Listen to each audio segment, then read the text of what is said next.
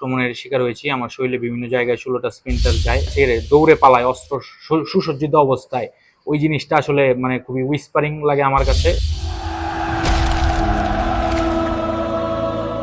আন্দোলনে যুক্ত হওয়া মূলত আন্দোলনের একটি রাত্রিকালীন দিনে, যেদিন হাসিনা আমাদের সকলকে রাজাকার আখ্যা দিয়েছিল, ওই দিন রাত্রে যে আমি কে তুমি কে রাজাকার রাজাকার এই স্লোগানের মাধ্যমে যে কিশোরগঞ্জ জেলায় সকল হল এবং মেস থেকে যারা রাত্রে একটি মিছিল হয়, সেই মিছিলের মাধ্যমে মূলত আমার আন্দোলনের প্রথম অংশগ্রহণ।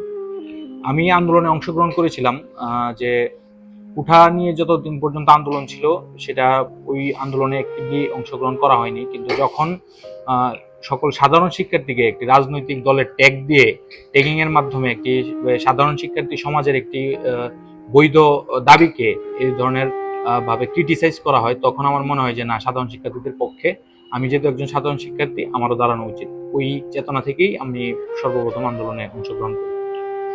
আমার আন্দোলনে একটি স্মৃতি এখনো মনে পড়ে এবং এটা হয়তো বা বলতে পারবো না। সেটা হলো 18 তারিখ, যখন আমাদের উপরে ফায়ারিং হয়, বেশ অনেকেই ছাত্রলীগ এবং পুলিশের আক্রমণে আহত হয়। ওই দিন আমি নিজেও আহত হয়েছিলাম।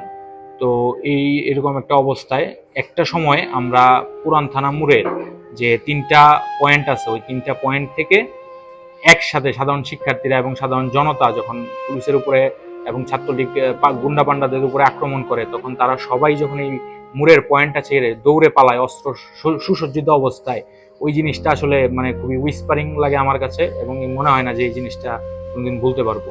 জি, আমি নিজেই পুলিশি গুলির আক্রমণের শিকার হয়েছি। আমার শরীরে বিভিন্ন জায়গায় 16টা স্প্লিন্টার যায়, এখনো তার মধ্যে 4টা আমার শরীরে বিদ্যমান।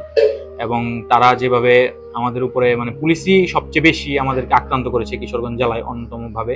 পুলিশ সারাদিন মেইন রুটগুলোতে বা আমাদের আন্দোলনের যে রাজপথ ছিল, ওই রাজপথে আমাদেরকে বন্দুকের গুলির মাধ্যমে আমাদেরকে তারা প্রতিহত করার চেষ্টা করে।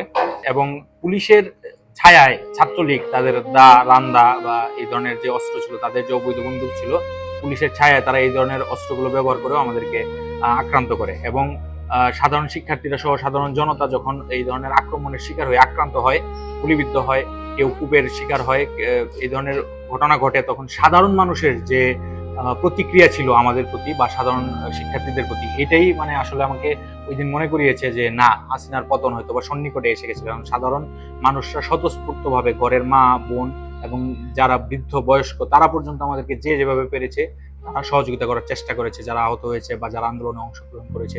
সেদিন মনে হয়েছে যে না, এই স্বৈরাচার হাসিনার পতন এই আন্দোলনের মাধ্যমেই সফল হবে।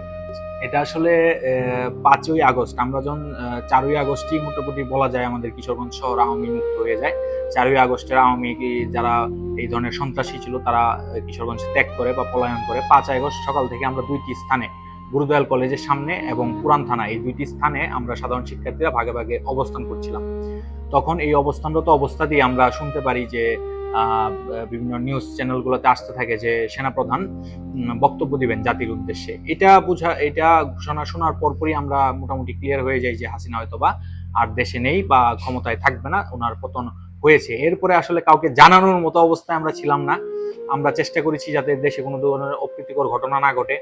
আমরা চেষ্টা করেছি যাতে আমাদের কিশোরগঞ্জ জেলায় ভাঙচুর না হয়, এবং যার ফলশ্রুতিতে থানা বলেন, এসপি অফিস, ডিসি অফিস বা এই ধরনের প্রশাসনিক যে ভবনগুলো আছে, অন্যান্য জেলায় বিভিন্ন ধরনের ভাঙচুর বা অপ্রীতিকর ঘটনা ঘটলেও কিশোরগঞ্জ জেলায় আমাদের এই সাধারণ ছাত্রদের এই তৎপরতার কারণে আমাদের এই ঘটনাগুলো থেকে আমরা অনেকটাই নিস্তার পেয়েছি। জুলাইয়ে আসলে আমাদের যে আকাঙ্ক্ষা ছিল নতুন রাজনৈতিক বন্দোবস্ত বা নতুন দেশ, উন্নত দেশগুলোতে যেভাবে নাগরিক অধিকার প্রতিষ্ঠিত হয় সেভাবে আমাদের নাগরিক অধিকার প্রতিষ্ঠিত হওয়া, তার আসলে খুব একটা পরিবর্তন আমরা এখনো করতে পারিনি।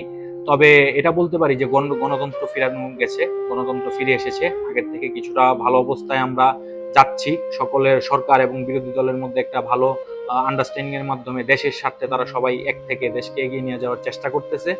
তবে যেহেতু 54-56 বছরের একটা সিস্টেম হুট করে চেঞ্জ করা সম্ভব না, তবে এই সিস্টেম যেভাবে কাজ চলতেছে আমরা আশাবাদী হয়তো বা 10 বছর পরে আমরা ভালো একটা জুলাইয়ের একটা ভালো আউটপুট আমরা দেখতে পারবো। এবং তরুণ প্রজন্মের প্রতি আমার বার্তা থাকবে, জুলাইয়ের পক্ষ থেকে বার্তা থাকবে, যাতে তরুণ প্রজন্ম পথভ্রষ্ট না হয়, শিক্ষিত হয়ে যাতে শিক্ষিত চূড়ে রূপান্তরিত না হয়, এবং তারা যেন ওই আওয়াজটা তোলার ক্ষেত্রে সবসময় সোচ্চার থাকে। কারণ আওয়াজ তোলা থাকলে আমরা একটা ব্যাঙের কাহিনী পড়েছি, ওই কাহিনী সবাই জানে যে আমরা যদি সঠিক সময়ে আমাদের আওয়াজ তুলে দিই তাহলে হয়তো বা আমাদের ব্যাঙের মতো শুয়ে শুয়ে মরতে হবে না।